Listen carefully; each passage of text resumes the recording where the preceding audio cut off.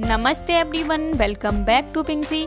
आज मैं आपके साथ शेयर करने जा रही हूँ एक ऐसा सीरम। इसका इस्तेमाल करने से आपकी बढ़ती हुई उम्र की जो प्रॉब्लम है, आपकी स्किन पे झुर्रियाँ हो गई हैं, झाइयाँ हो गई हैं, आपके हाथ पैरों की फेस की स्किन सिकुड़ने लगी है, तो ये वाला सीरम आप ज़रूर ट्राई कीजिए।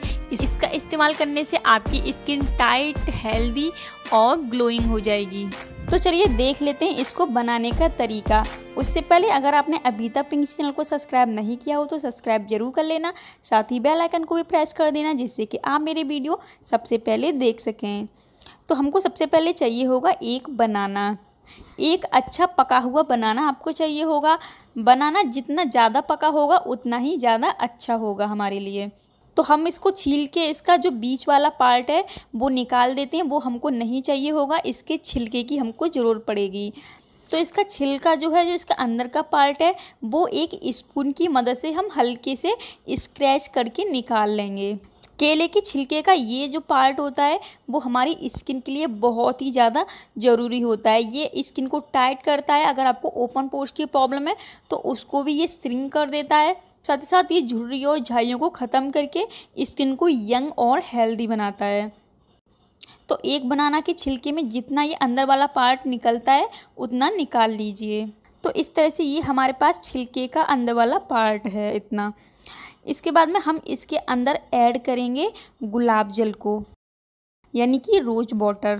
रोज़ वाटर आप अंदाजे से ले लीजिए। मैं यहाँ पे लगभग 3 से 4 चम्मच रोज़ वाटर का इस्तेमाल कर रही हूँ और इसको अच्छे से मिक्स कर लीजिए बनाना के इस पेस्ट में, जिससे कि बनाना के छिलके की जो प्रॉपर्टीज होंगी वो इस रोज़ वाटर के अंदर आ जाएंगी। और इसको स्पून से अच्छे से हिलाइए जिससे कि दोनों चीज़ें अच्छे से आपस में मिक्स हो जाएं।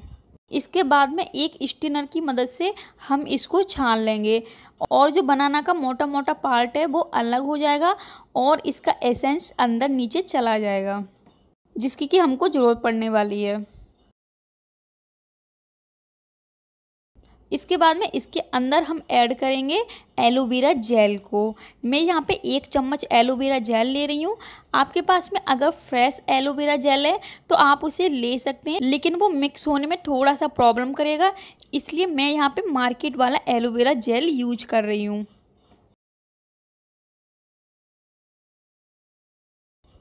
इसके बाद में जो अगली चीज़ हम इसके अंदर ऐड करेंगे वो है ग्लिसरीन। मैं यहाँ पे इसके अंदर ऐड कर रही हूँ 1 चम्मच ग्लिसरीन को।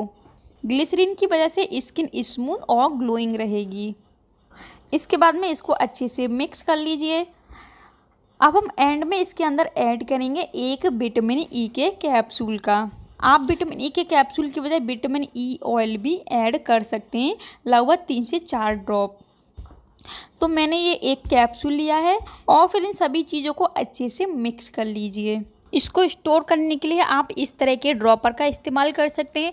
अगर आपके पास में ड्रॉपर नहीं है तो कोई बात नहीं, आप नॉर्मल सी बॉटल में कोई भी क्रीम वगैरह की आपके पास में डब्बी या बॉटल पड़ी हो उसके अंदर भी इसको स्टोर करके रख सकते हैं। 10 से 15 दिन तक ये ख़राब भी नहीं होता है। तो इस तरह से ये हमारा एंटी एजिंग सीरम बन के रेडी हो चुका है। इसको आपको सुबह शाम अपनी स्किन पे, फेस पे, हाथ पैरों पे, जहाँ पर भी आपको लगाना हो वहाँ लगा सकते हैं और इसको लगाने के बाद में हल्की सी मसाज करके छोड़ दीजिए। आप इसको डेली इस्तेमाल करिए।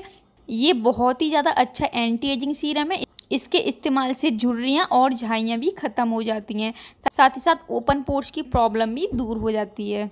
इसकी 2 से 3 ड्रॉप्स आपको लगाने के बाद में अच्छे से मसाज करनी है, जिससे कि ये सीरम हमारी स्किन के अंदर तक जा सके और अपना काम कर सके।